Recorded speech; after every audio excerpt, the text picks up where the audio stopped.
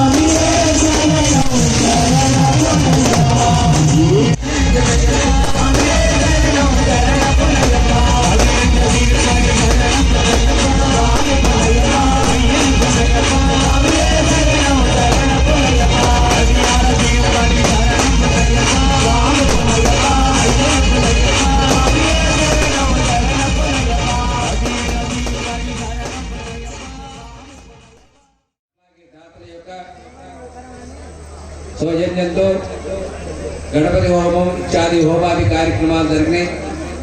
రాత్రి సామూహికంగా మహిళా మాతృదే మాలికామృతమ్మ వారికి సామూహిక కుంకుమార్చన కార్యక్రమం జరిగింది.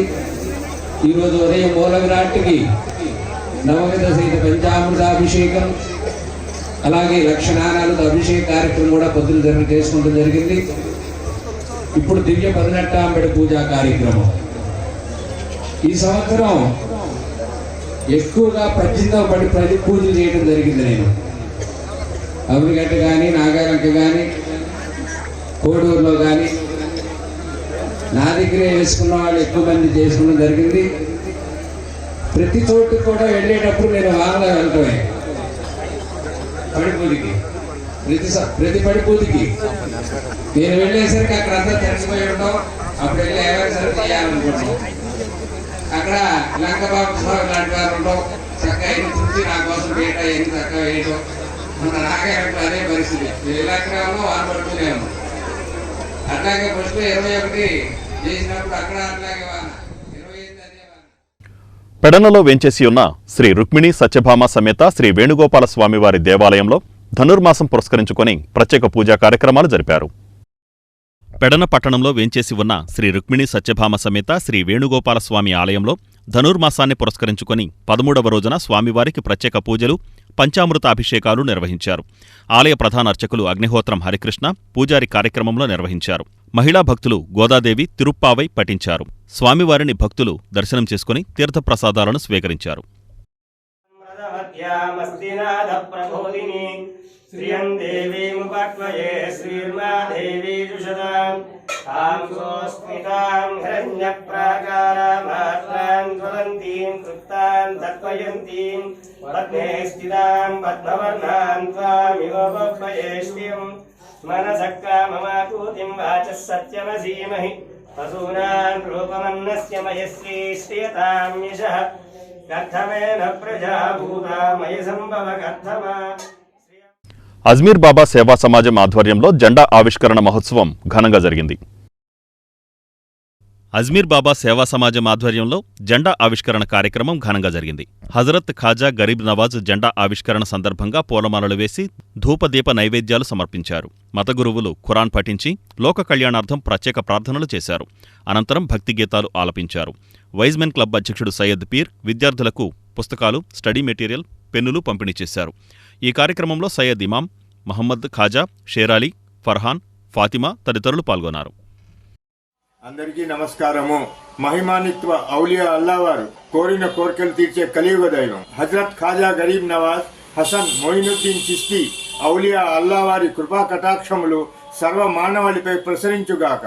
కుల మతాలకు అతీతంగా ఆరాధించే కలియుగ దైవం హజరత్ ఖాజా గరీబ్ నవాజ్ హసన్ మొయినుద్దీన్ చిస్తి ఔలియా అల్లావారి జెండా ఆవిర్భావం మహోత్సవ సందర్భంగా విద్యార్థులకు స్టడీ మెటీరియల్ కానుకగా అందించారు. విద్యార్థులు విద్యల్లో రాణించి ఉన్నత శిఖరాలు చేరుకోవాలి. విద్యార్థి దశ నుంచే సామాజిక సేవను అలవర్చుకోవాలి. విద్యార్థులకు తరగతి గది ఒక మందిరం లాంటిది. ఉపాధ్యాయులు దైవం లాంటి వారు. ఉపాధ్యాయులు విద్యార్థుల్లోని సృజనాత్మకతను వెలికితీసి వారిలో సత్ప్రవర్తన, సంస్కారం, దేశభక్తిని నింపి గురుతర బాధ్యతను పోషించాలి. విద్యార్థులు ల్యాప్టాప్లు, టీవీలు, స్మార్ట్ ఫోన్లకు బానిసలు కాకుండా తల్లిదండ్రులు జాగ్రత్త వహించాలి. వారికి విటమిన్ ఏ పుష్కలంగా ఉన్న క్యారెట్, బొప్పాయి, పాలు, గుడ్లు అందించాలి. హజరత్ ఖాజా గరీబ్ నవాజ్ కృపా కటాక్షములు సర్వ మానవాళి. మల్కాపట్నంలోని బెతల్ మినిస్ట్రీస్ 31వ వార్షిక మహోత్సవం ఘనంగా నిర్వహించారు. మల్కాపట్నంలోని బేతల్ మినిస్ట్రీస్ 31వ వార్షికోత్సవం ఘనంగా నిర్వహించారు. రెవరెండ్ నేరెళ్ల వాల్టన్ ప్రేమ్ కుమార్ ఆధ్వర్యంలో సాంస్కృతిక కార్యక్రమాలు, క్రైస్తవ భక్తి గీతాలతో పాటు కేక్ కట్ చేసి క్యాండిల్స్ వెలిగించి వార్షికోత్సవం వైభవంగా జరిపారు. బేతల్ మినిస్ట్రీస్ స్థాపించి 4 దశాబ్దాలవుతోందని, మల్కాపట్నంలో ఈ మినిస్ట్రీస్ ఆధ్వర్యంలోని ఈ చర్చి 31వ వార్షికోత్సవం జరుపుకోవడం ముదావహమని ఈ కార్యక్రమంలో ముఖ్య అతిథులుగా పాల్గొన్న మాదివాడ రాము, బోరగ రామారావు అన్నారు.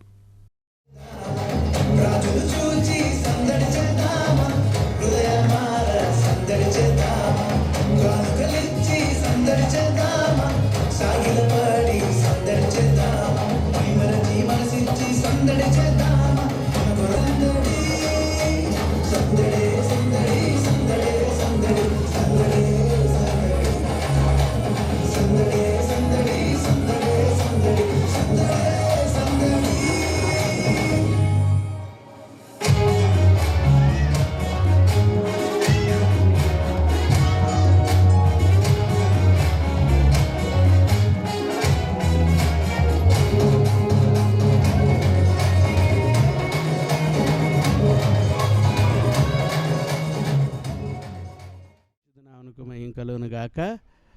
ఈ బేతేల్ మినిస్ట్రీస్ 1984 సంవత్సరం రెవరెండ్ నేరెళ్ల క్రిస్టోఫర్ గారు, నేరెళ్ల కమలమ్మ గారిచే స్థాపించబడి అనేక ప్రాంతాలకు శాఖోపశాఖలుగా ఈ పరిచర్లు విస్తరింపచేయబడి అనేక వేల మందికి దీవెనకరంగా మార్చబడినటువంటి రోజు ఇది.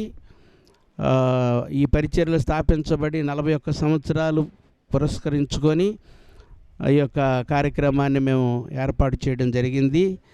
అలాగనే 31 సంవత్సరాలు ఈ మందిరం కట్టి, రైలుపేటలో మందిరం కట్టి 31 సంవత్సరాలు పూర్తి చేసుకున్నటువంటి ఈ శుభ సందర్భంలో ఈ యొక్క యవనస్తుల ద్వారా, అలాగే సండే స్కూల్ పిల్లల ద్వారా ఈ యొక్క కార్యక్రమాన్ని మేము నిర్వహించడం జరిగింది. ఇంకా అనేక వేల మందికి ఈ పరిచర్లు దీవెనకరంగా ఉండాలని చెప్పి మనసారా ప్రార్థిస్తూ, ఇంకా దేవుడు ఈ పరిచర్లను దీవించాలని ఆశిస్తూ ఈ మాటలు ముగిస్తున్నా. దేవుడు కొద్ది మాటలు దీవించను గాక. ప్రభువైన యేసుక్రీస్తు వారి యొక్క జన్మదినాన్ని పురస్కరించుకొని ఈ సమయంలో ఇక్కడ మరి మచిలీపట్నం రైలుపేట ప్రాంతంలో మరి బేతేల్ మినిస్ట్రీస్ మరి నేరెళ్ల మరి క్రిస్టోఫర్ గారు అలాగే కమలమ్మ గారు స్థాపించినటువంటి ఈ పరిచర్య దాదాపు 41 సంవత్సరంగా ప్రారంభించబడి ఇది మరి శాఖోపశాఖలుగా అనేక ప్రాంతాల్లో ఇప్పటికే రాష్ట్ర నలుమూలలా కూడా విస్తరించి వ్యాపించింది. మరి ఆ యొక్క పరిచర్యను మరి వారి కుమారులు నేరెళ్ళ వాల్టర్స్ ప్రేమ్ కుమార్ గారు, అలాగే నిస్సి రోష్లిన్ గారు ఈ పరిచర్యను మరెంతో ఇంకా బలోపేతం చేస్తూ అనేక మంది యవనస్తులను దేవుని కొరకు సిద్ధపరుస్తూ అనేక ప్రాంతాలకి ఇంకా దీవెనకరంగా ఆశీర్వాదకరంగా నడిపిస్తున్నటువంటి వారు కనుక అనేక మందిని దేవుని మార్గములోనికి జీవము గల దేవుని మార్గంలోనికి నడిపిస్తూ అనేకులకి ఆశీర్వాదంగా దీవెనకరంగా మహిమకరంగా మారుస్తూ అనేక మందిని ఉత్తేజపరుస్తూ నడిపిస్తున్నటువంటి పరిచర్య. మచిలీపట్నం బార్ అసోసియేషన్ మాజీ అధ్యక్షుడు లంకిశెట్టి బాలాజీకి బాలాజీ విద్యాలయంలో పౌర సమాజం సన్మానం చేసింది. మచిలీపట్నం బార్ అసోసియేషన్ మాజీ అధ్యక్షులు లంకిశెట్టి బాలాజీకి బాలాజీ విద్యాలయంలో పౌర సమాజం సన్మానం చేసింది.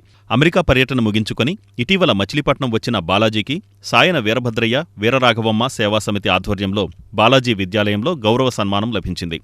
సమితి వ్యవస్థాపకులు రిటైర్డ్ అడిషనల్ ఎస్పీ సాయన సుశీలరావుతో పాటు బాలాజీ విద్యాలయం అధినేత Komaragiri Chandrasekhar, public relations society of India joint secretary Yaramala Oliva, Janasena party అధ్యక్షులు Gaddam Raju, senior journalist KV Krishnarao తదితరులు లంకిశెట్టి బాలాజీని శాలువాతో సత్కరించారు. బాలాజీ కుమారుడు లంకిశెట్టి సాయి ఫణి సంతోష్ అమెరికాలోని టెక్సాస్లోని A&M యూనివర్సిటీలో మాస్టర్ ఆఫ్ లా డిగ్రీ పొందారు.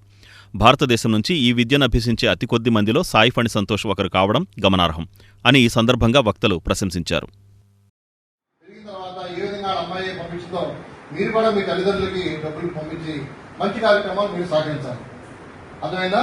మనం తీసుకోవడం కాదు, ఇచ్చే స్థాయి పని కాదు. ఎప్పుడు కూడా ఎలా ఉండాలంటే ఏ స్కూల్ అయితే మీరు చదువుకున్నారో అదే స్కూల్ మిమ్మల్ని చీఫ్ గెస్ట్ గా రేపు చంద్రశేఖర్ గారు మిమ్మల్ని డయాస్ పిలవాలి. ఆ స్థాయికి క్లాస్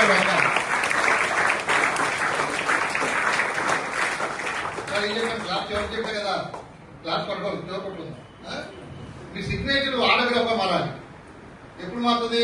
మాకు చూసినాం అనుకో మామూలుగా సంతకం చేస్తాం. కానీ నువ్వు హై ప్రొఫెషన్కి వెళ్ళాం అనుకో నీ ఆటోగ్రాఫ్ కోసం జనం వస్తుంటాం. ఒక ఐఏఎస్, ఒక ఐపీఎస్, లేకపోతే ఈ స్థాయిలో ఒకరిగా వెళ్ళినప్పుడు మీ సిగ్నేచర్ ఆటోగ్రాఫ్ గా మారుతుంది. ఆ స్థాయిలో మనం వెళ్ళాలి. అనేక మంది ఇక్కడ బాలాజీ చదువుకుని ఆ స్థాయికి వెళ్ళినటువంటి స్టూడెంట్స్ చాలా ఉంటున్నారు. మర్చిపట్నం డాక్టర్ పంచమరావు కృష్ణ గారు మన స్కూల్ పక్కన ఉంటారు. ఆయన ఇక్కడే చదువుకుని ఎంబీబీఎస్ అయ్యారు డాక్టర్ గారు. అటువంటి స్థాయిలో ఉపాధ్యాయులు మంచి ఉత్తమ విద్యను అందిస్తూ మచిలీపట్నానికి ఒక సరస్వతి నిలయంగా ఈ స్కూల్ వెలుగొందుతుంది. ఆ స్కూల్లో మంచి కార్యక్రమాన్ని ఇవాళ సాయి శిశులా గారు ఏర్పాటు చేశారు.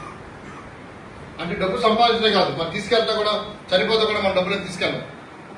అలెగ్జాండర్ గారు కథ చేస్తాం మీకు. అలెగ్జాండర్ చెప్పి ఒక మహారాజు గారు ఆయన చనిపోతూ ఆయన యొక్క శవపేటికలో చేతులను బయటకు పెట్టి ఆ శవాన్ని తీసుకెళ్ళమని చెప్పి ఆయన చివరికి కోరాడు.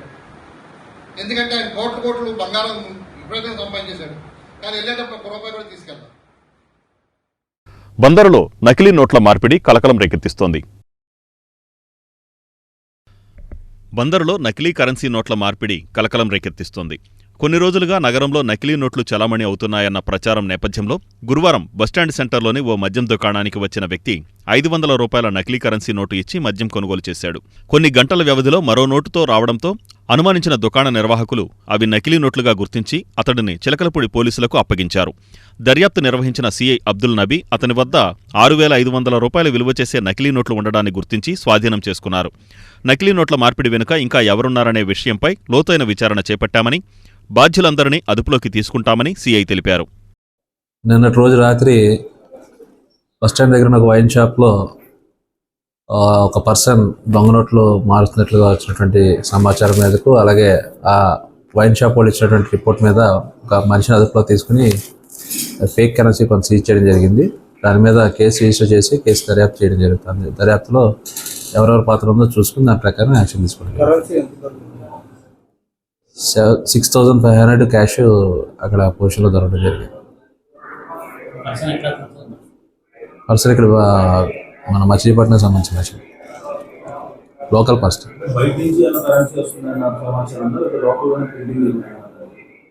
అది ఇంకా దర్యాప్తులో జరిగిందో ప్రస్తుతానికి ఒక పర్సన్ అది. ఈ వార్తలు ఇంతటితో సమాప్తం. నమస్కారం.